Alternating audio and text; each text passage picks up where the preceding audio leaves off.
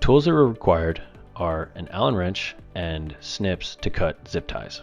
Cut the zip ties holding the wires in place on the frame. Once the motor wire is released from the frame, disconnect the motor wire.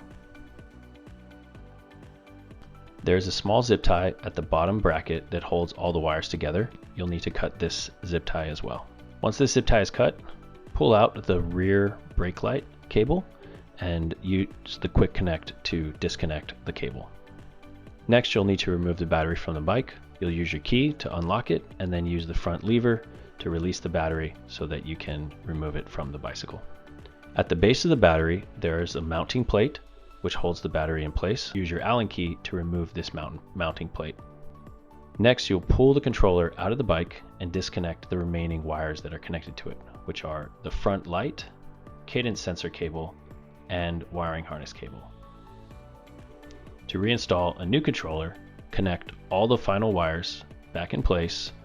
Each wire goes with its own connection and will not fit into another connection, and then push the cables through the bottom of the bike and reattach the mounting plate and the battery, and you will be good to go.